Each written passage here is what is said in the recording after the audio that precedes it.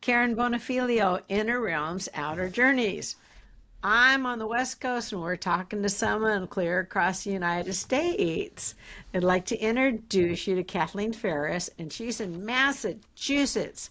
Would you like to say hi, Kathleen, before I introduce you?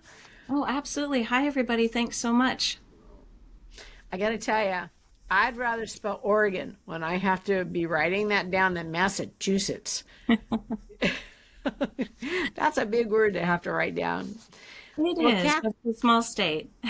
yeah, a small state with a big word. Kathleen and I have something in common. We're both educators. We're both teachers and have our master's degrees. Except she likes to teach kindergarten. I don't. And now she's teaching adults. So she's going on opposite ends of the spectrum. But let me tell you about her gifts.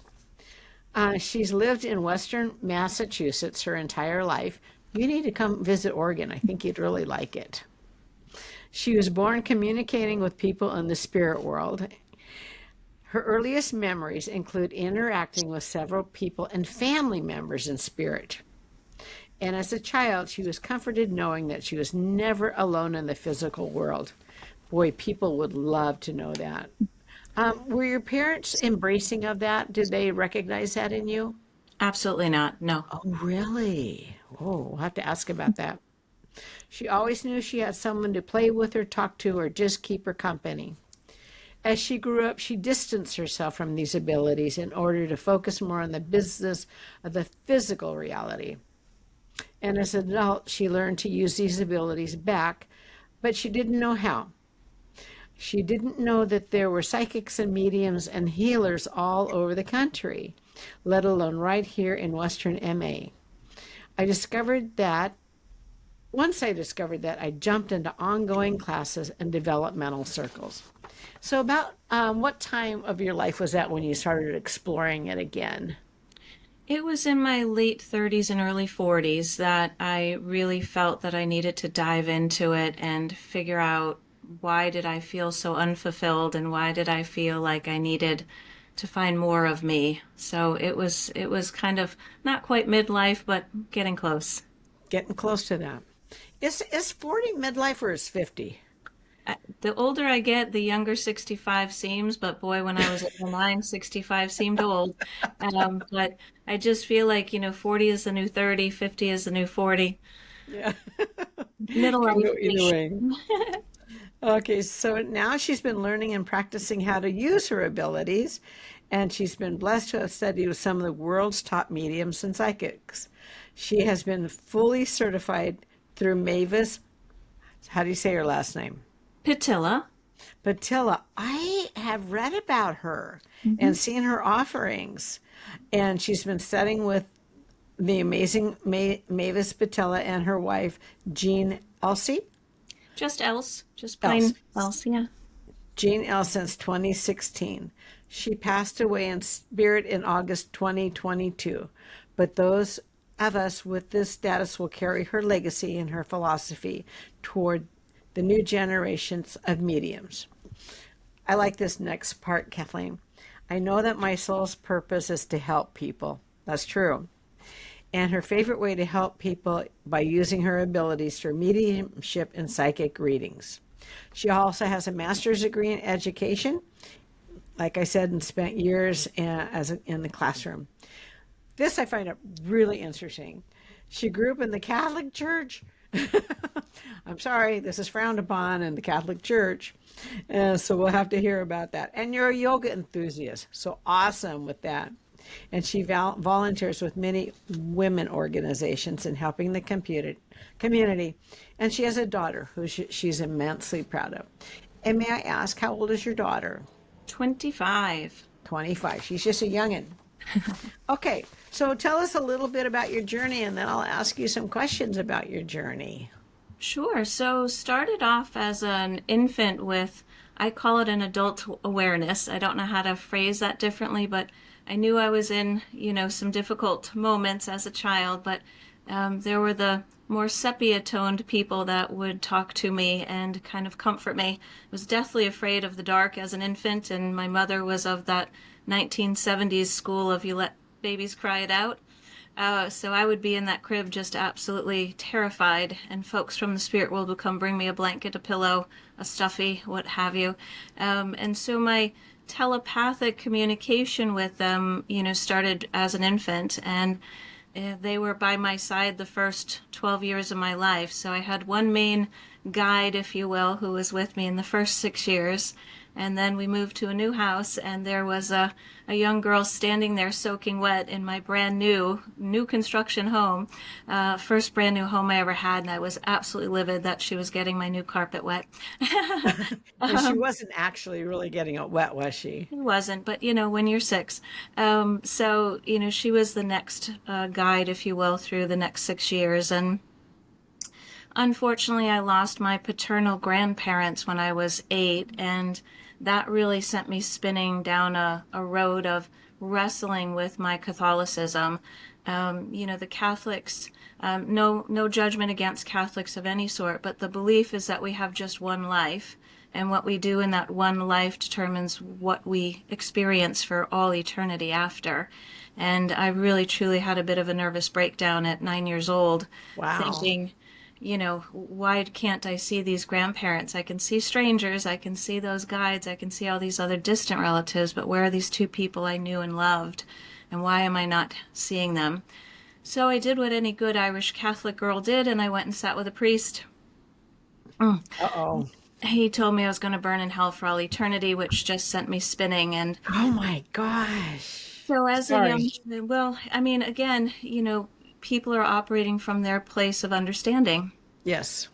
So he was going with the party line, or he was going with what the book said, and I can't fault him for that, but it sent me spiraling into this full-on panic of, I'm going to burn in hell, and this is the way God made me, but I'm going to go to hell. I better not go swimming. I might drown. I better not be in a car. I might have a wreck. I might not. Oh I should no. swallow the solid food. So touching surfaces. I was a germaphobe long before it was trendy. This whole idea of I'm going to die any minute if I ride my bike, if I go on the snowmobile, if I, fill in the blank. So You live in complete fear. I was for a little bit of time. Wow.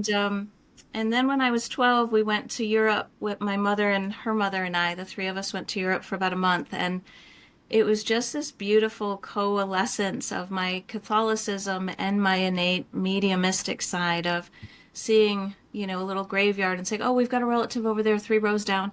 So there was a beautiful blend of my abilities there, but it also became very present in my mother and my grandmother's awareness that I had this ability, which again, coming through the lines of Catholicism, was absolutely unacceptable. So I soared under the radar as if everybody was an imaginary playmate up until that time. And then once I had facts and figures and dates, they knew it was real. And there Oh, was a and big that rush. happened in Italy. In Italy and in Ireland, both, there were episodes. We went to Pompeii, which I had never even Oh heard of no. until the tour bus stopped, and this lovely gentleman had a cloth napkin, and he was floating it in the air saying, my group, my group. And we got out, and my Nana sat down, and I panicked. I said, don't, that's the stove. And this whole past life came into my awareness, where my body was and what my role was and all these things. So it was something my adults couldn't turn off the awareness of. So I got put into a rosary group and a prayer meeting and a youth group and I don't Oh, know. Kathleen. How And old were you? I was 12, and so I Oh really gosh. embraced my Catholicism and sort of built walls against these abilities so that, each day I put a little bit of brick and mortar to block my innate abilities. And when I go in 100%. So I was in a youth group where we did youth retreats for our peers I was a Eucharistic minister, a lector. I taught CCD. I was very, very like uber Catholic. I was that dweeb in high school that was wearing all the Catholic jewelry at the cathedral. My cathedral high school was the name of it. It was a Catholic high school. So I was that. They used to call me like Holy Roller, Jesus freak, whatever. But it was a very comfortable place to sit, Extreme. because I needed to feel like there was some redemption available to me after what that And mark. that's what you were doing. You were trying to redeem yourself. Yeah, and that's a lot to carry. And you add in Gen Well, X at 12, well, between 9 and 12, and then on. But Gen X, we were raising ourselves, right? There was no, orchestrated play dates and such. So you put it all together, and I'm a very resourceful A-type personality. I'm absolutely that only child, oldest of the siblings, oldest of the grandchildren kind of, responsibility side. But, moved on into my adult years and, tried some different careers on for size. And unfortunately, having dealt with some abuse in my childhood, I, found romantic partners who fit that same mold. oh no. And then I had a daughter, and I wasn't willing to let my daughter be abused. And Good. so I stood up and had to stand alone in a lot of ways, but did it with the supports that I did have in place. And then just kept feeling like, I'd go to church on a Sunday and, certain parts of the Mass, my whole soul would just rise, that auric field would just rise. And then it was like this deflation for the rest of the week. And I thought, there's something wrong with me that I can't feel fulfilled. And go May ahead. I ask a question to go back to your grandparents that passed Mm. away? Why do you think you were not able to see them in spirit, or do you know? I don't know. I see them every day now. I think Mhm. at the time, there was just so much going on in the physical reality. So I think what needed to happen was that little Kathleen had to focus on the physical reality. And I think if I had been able to get the consolation from them from the spirit world, I would not have dove as far deeply into the physical world as I did. So there was a lot of growth and learning that happened in those years. And then Mhm. when I came to the other side of it, of trying to figure out why my Catholicism didn't make me feel fulfilled anymore, um, I happened to have the radio on one day. I was doing family daycare to try and, keep a roof over my head as a single mom. And I'd have the radio on while I cooked lunch. And it was usually, very G-rated music, nothing, offensive. But they had a medium on. And I said, oh my gosh, I'm calling. And I got chosen, and I got to talk to my Nana, the one that I had been in Pompeii with. And she came in just hot and heavy, she's this, she's that, you remember this, you remember that. And I was like, oh my God, yes. And that's when my soul, the meter of my Oh. battery felt full. And I was like, this is going to be what I need. But Mhm. you can't listen to radio psychics every day, or at least I didn't know there was a way to do that.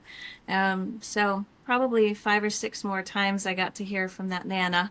And then I finally started asking people, like, does anybody know where you find psychics in the country? And my hairdresser said, well, they're all over. There's some right here in town. And I went, does the There Catholic Church are. know? Hang on a minute. I need to go to confession. Um, Oh so, God. I was still active. I was on the pastoral council for the church that I belonged to. I was a Eucharistic minister elector. I'd started a youth group there. I go in. You So thought you were doomed to hell. I did, but I was really determined to do as much good as I could in the world to try and get to that place of meeting St. Peter and having the scales come out even. But, we're human, right? We're not perfect.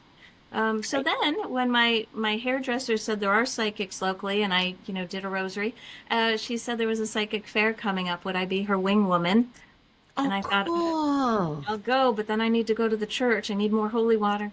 So I'm sorry. I don't mean to laugh. no, I mean, it's just It's cute just how how, you were coping with this. yeah, because, we're human. We make mistakes. We figure it out as we go. Hmm. But I did go to the psychic fair and I went for a palm reading. I thought that would be the least of my sins, to say I saw a medium versus I had my palm looked at.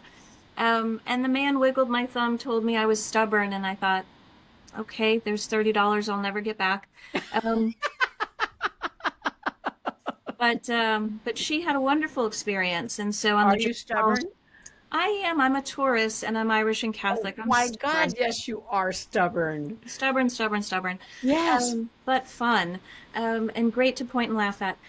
So, with that whole thing, I walked out deflated, but my hairdresser girlfriend had had such a great experience that I said, let me keep looking, let me keep diving in, seeing where my comfort level sits. And meanwhile, I got on the radio with my Nana again, and oh, everything was great. And then they had one on the radio who was local to me here in Western Mass. And I looked online and I said, oh, I could book an appointment. And so I started to shell away a couple of dollars a week because teachers don't get paid enough to live off of. Nope. Shelled away a buck or two every week until I had enough to book the sitting. And then a really beautiful thing happened in that sitting. I was asking her, she at the very end of the sitting, most mediums will say, do you have any questions? And I said, well, I'm just curious what my grandparents in spirit are thinking about my father. And I turned and I looked and I saw them turn their backs. Like very visually, I saw them turn their backs. And it was in that old Oh, sepia tone, like I'd always seen them. And I looked over at the medium on the other side of me and she said, what are you looking at? And I said, well, what are you looking at? Oh, wait a minute. Aren't we all looking at my grandparents? So I got my answer from them without needing that medium. And then I thought, wow, that was powerful. That was big. That was so cool. Next, I want to see my Nana. And I got convinced to get a Reiki session from someone. That went absolutely sideways. The practitioner put their hand on my forehead and put their fingers into my hair and then took like a 45-minute nap. So I looked like something about Mary with my hair coming up over when I left the office. Really not attractive. But Karen, at the end of the day, I say, "Why am I single?" And then I go, "That's part of it." But yeah. So then I was frustrated, and once you get my anger up, I'm going to be persistent. So I then started asking everybody I knew, "Have you heard of Reiki? Do you know what a Reiki is? you're Anybody?" thirsting for knowledge. Always. I'm Yes. voracious. I'm a big Mm-hmm. reader, Mm-hmm. fiction, nonfiction. I love to watch history and documentaries, and I dive Mm-hmm. in. But yeah, so after that first kind of flopped Reiki session, I went to another one and I walked in with all of my Catholicism like this, and the practitioner picked it up and said, why don't you sit on the bed? We'll just talk a minute. And I said, okay, fine. And she said, why don't you call in your healers? And I said, oh, I didn't bring a cell phone. I'm sorry. I'm Yeah, sorry. no, no, I laughed too, but I just was so new and so Catholic, You I didn't didn't know know the what she meant. phrasing. Yeah. So we talked for a few minutes. I laid down on the table. She put the little eye pillow on me and I laid there shaking. And she said, okay, remember we talked about calling in your healers? And I was like, yeah. And she's like, who do you know in the spirit world that was a healer? And I said, well, my Nana was a nurse. And she said, well, ask your Nana to come on in. And, Scout's honor, I saw her entering along the left side of me, and I turned my head in such shock that the eye pillow fell on the floor. I was Mhm. mortified. I was like, oh my God, I'm so sorry. I'll just go home, keep the money. She got me back on the table. She put the eye pillow back on me. She said, you're a medium. And I said, well, I'm a large, but thank you. And then she said, no, Did you really say that? yeah, because I'd never heard the phrase medium. You, oh my gosh, you were just a baby. I didn't know You had anything. no clue. I had no clue. You And said, I'm so, a large. Oh, mm, yeah, I had no idea what this woman was talking about, but I actually felt on that table that day, I felt the energy come through my body. And I don't you felt my love that? I'm a Reiki master now, and I teach Reiki to my students, and I absolutely adore it. I call it a gateway drug, and I'm not ashamed. Um, but I felt my Nana's hand on my shoulder during that Oh, session, beautiful. and I thought, oh my God, that's what I want. I want to talk to my people in the spirit world again. How do I do that? And there wasn't a lot of development options as far as mediumship teaching. But somebody I knew went to a church down in New Jersey and they came back and said, I've just seen this woman. She's a big deal. You've got to go see her. Her name's Mavis Patilla. And I said, I don't know what that means. And it took me a year or two to kind of go online and look for her. But I met her in the late summer, early fall of 2016, and I fell in love with her. Her Little different than Catholicism. Very different. I'm now a spiritualist reverend because that calls to me to do that pastoral care for people. But the ability to talk to the people in the spirit world, I believe, is a faculty. I don't call it a gift, it's a faculty. Some people are born with a faculty to play, piano at an insanely proficient level. Other people have a Mm. faculty with numbers.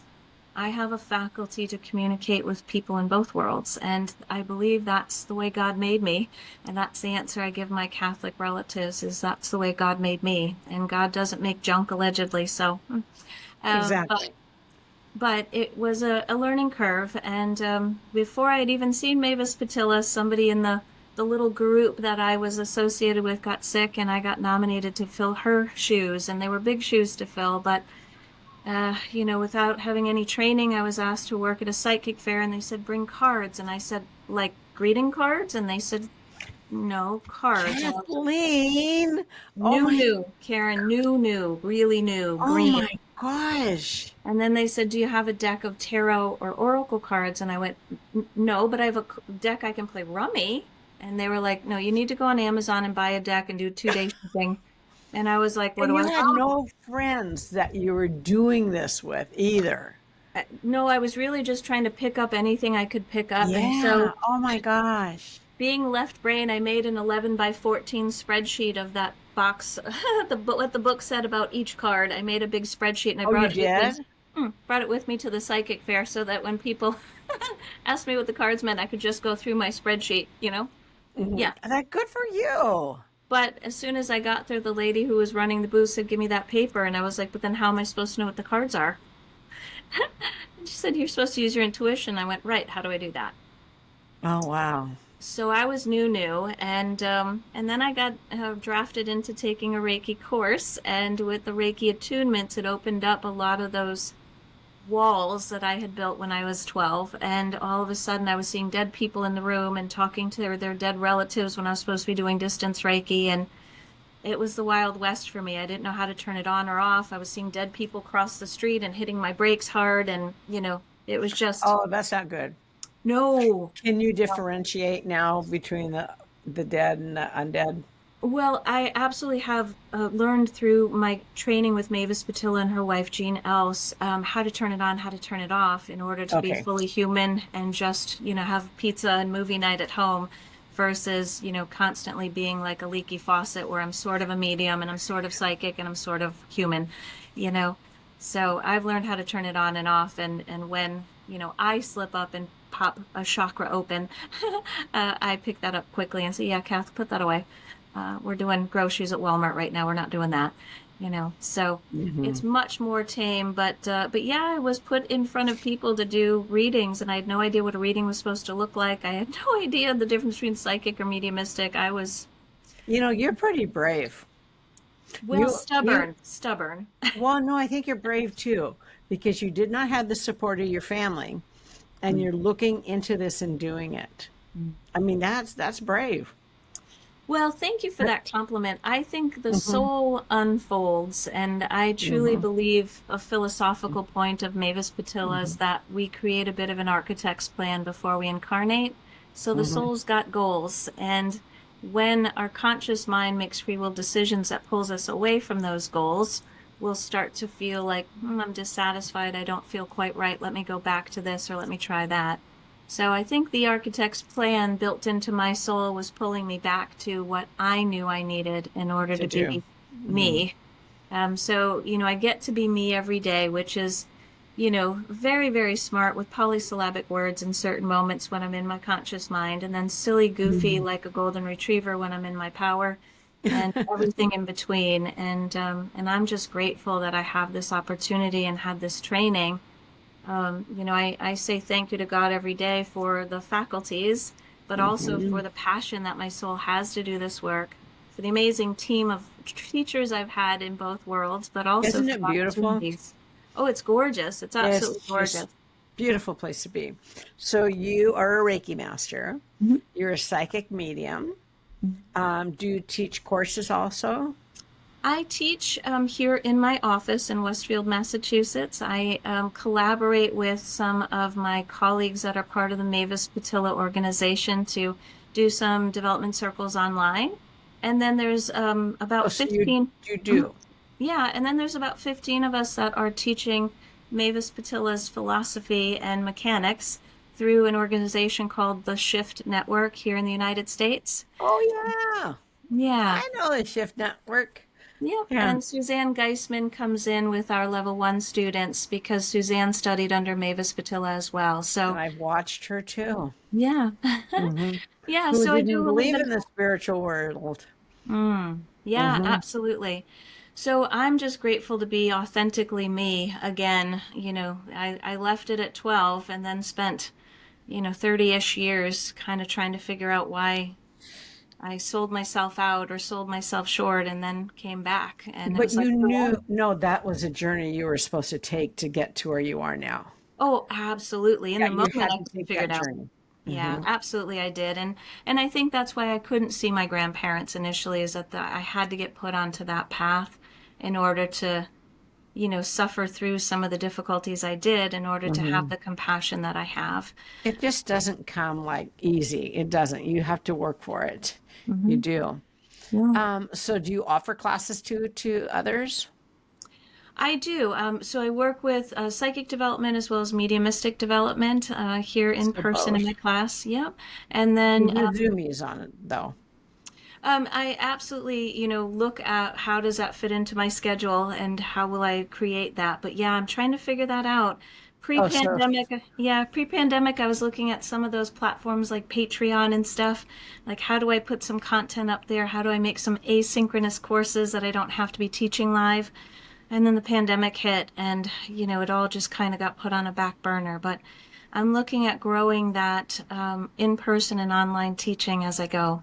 because you could do that and you can do Reiki that way too. Absolutely, yeah. Yeah. Okay, so that's the next step for you.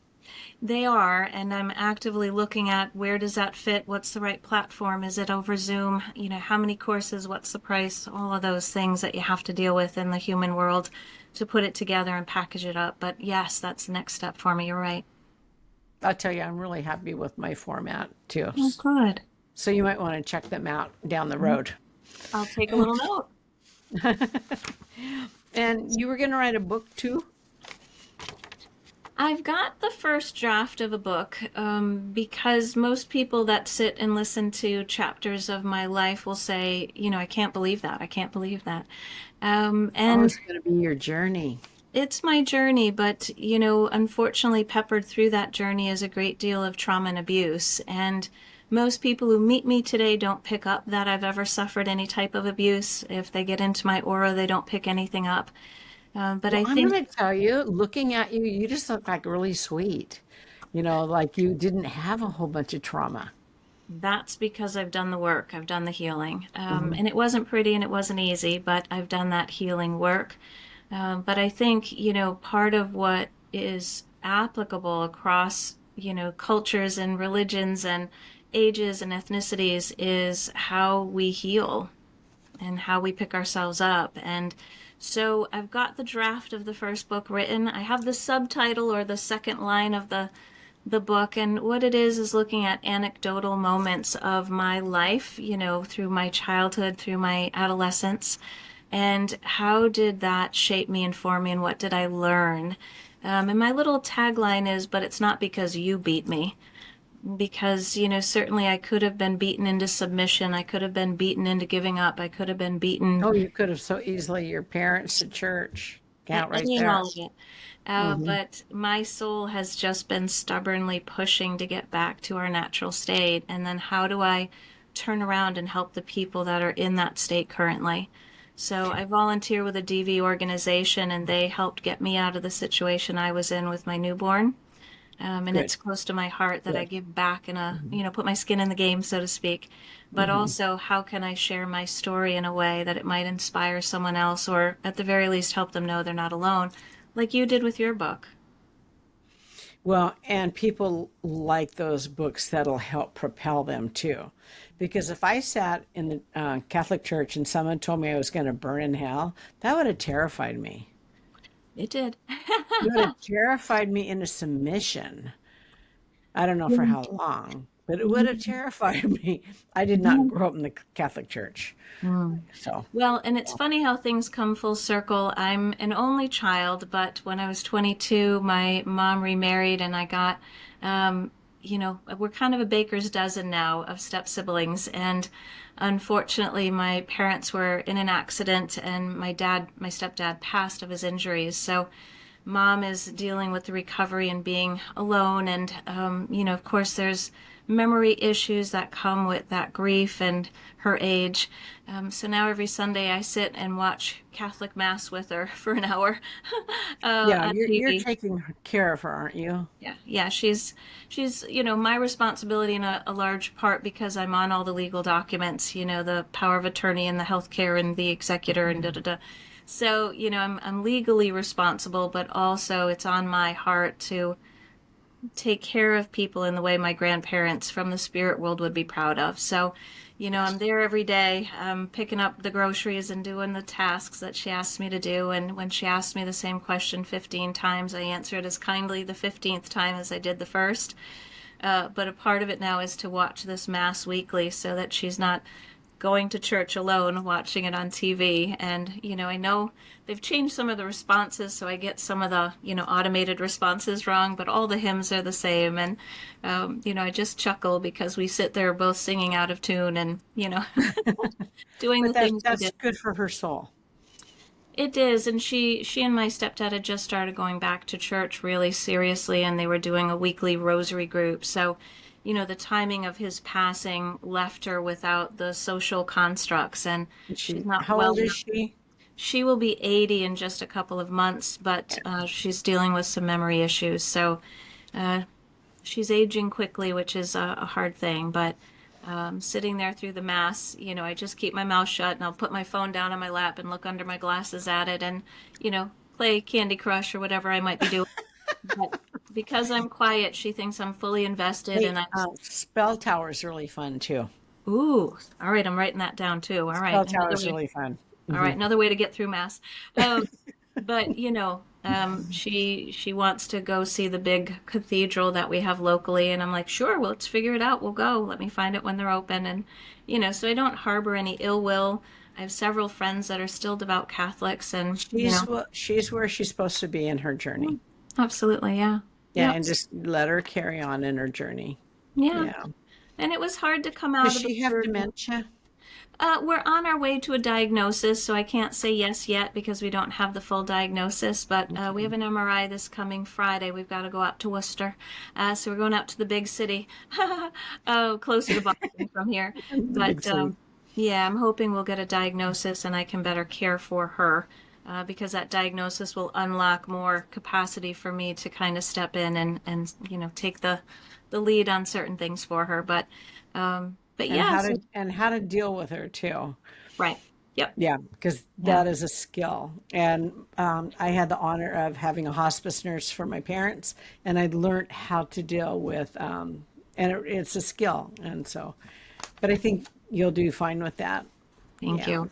taking I'm care of her. hopeful. I'm hopeful. I have been a caregiver since I was a little kid. My Yeah. Nana trained me up, and so did my other grandmother. So I feel like that's a skill set I have that's built in. So to me, you look kind of angelic, to tell you the truth. You really do. Well, stop, Karen. Stop. Come on, stop. I want to ask you a question that I ask everybody on the channel. Um, what is it that you feel out of all of your gifts do you think is the most important to you?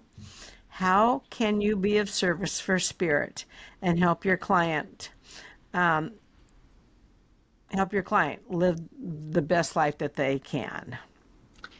So I think that's my answer to that is, being as nimble as is possible while maintaining professionalism, compassion, and humor. So if they're coming to me for a psychic sitting, but somebody in the spirit world barges in to give them a little bit of a, finger wag, I'm like, okay, I know you're here for the psychic, but is it all right if we blend the mediumship? And vice versa, if something's popping up psychically during what's labeled as a mediumship session. But also, I think taking people where they are, loving them as they are, and being truly kind, truly genuine with your authenticity, with your kindness, with your professionalism, with all of that, is doing people the service that they desire or that they deserve. And that's people in both worlds. So, in my years of training and development, I've started to recognize that, when we go to the spirit world, we aren't magically turned into guardian angels. We're people. No. No. Where if they pass quickly, they may have as much grief as the incarnate people left behind here. So how do I show kindness and professionalism to that person in the spirit world who's grieving? Right. And then how do I relay accurate evidence and, the facts, the history, but also the essence and the presence, and how are they currently in your life today to bring healing to the incarnate people, while also checking in with the discarnate, like, are you okay with me? Are we all right? You're not mad at me yet, are you? So I think for me, whether it's psychic or it's mediumistic or it's Reiki or it's training, teaching, I just try to take people where they are and make them feel better about where they are, but also empower them to know that they can go wherever they want to go with their own innate abilities. So I'm always looking to empower, not disempower. Oh yeah, definitely. Definitely. You've certainly done well with your life because it was stacked against you. Well, I think, most of us have those situations in smaller or greater proportions. So I'm certainly Yeah. not unique, but I do think the generations that raised us didn't have access to talk therapy. They didn't have access to No. No. choices in No. marital situations and We had whether or not to Dr. have kids. Spock. And, they just didn't have that Hmm. authenticity or that, what do I want to say, autonomy. There it is. They just didn't have that in ways that we strove to have in our generation. So we can't blame them too much, but I also had to really learn to take people's opinions with a grain of salt.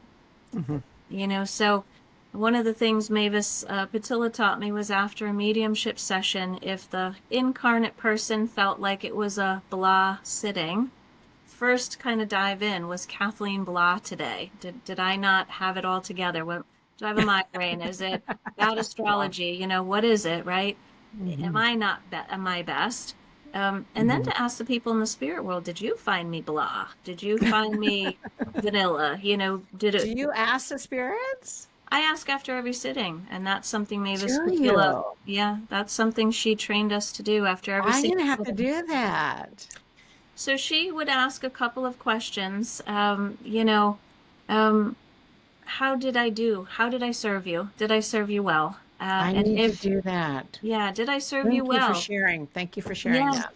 And it's really powerful because, they'll still be in the room willing to talk to me because they know it's part of my process.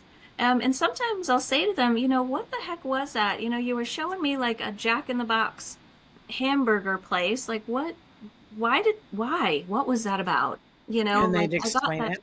Yeah. And they'll be like, well, you jumped into it too fast, Kathleen. And I'm like, oh, that's my golden retriever side because I'm in Oh. the power. I'm very much like, Mhm. ooh. So, I do sometimes jump and I do sometimes think the idea or the memory is fully conveyed and it's only half baked and I just served it raw.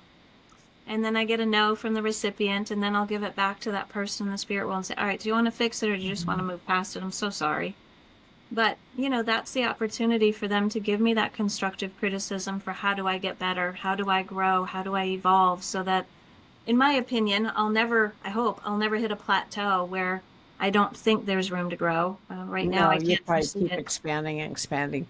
That's my goal. And, to be as usable by everybody, as I can.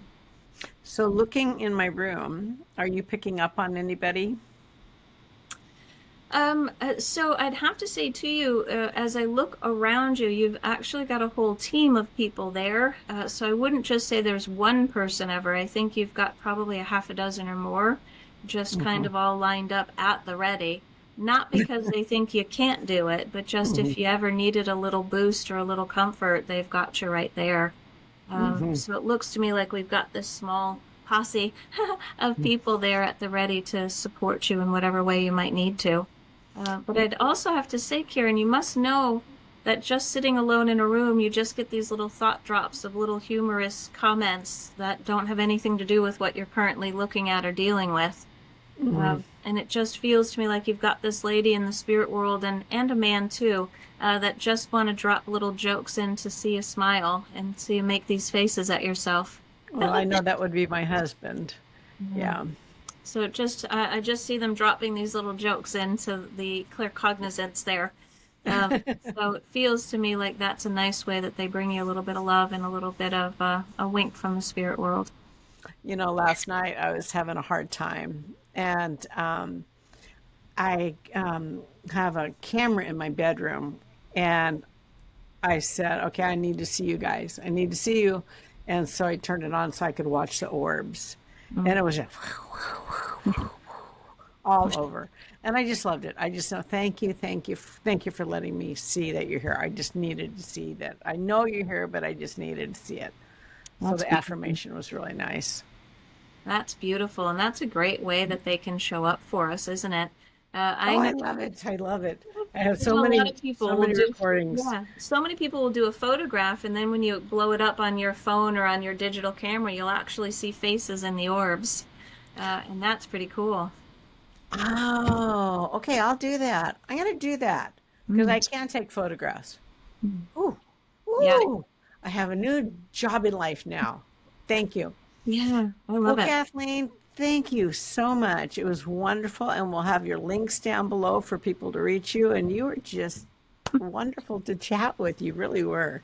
Well, I thank you enjoyed you so so much, much. Karen. You've inspired me with your story, and it was just an absolute pleasure to get to talk with you a little bit today. So thank you. And we'll talk later because I want to talk to you about publishers and other things too. I love that. Thank you so much. Okay, so I'm going to say goodbye, but don't leave, okay? All right. Okay. Um, Goodbye, audience, and we will see you again. And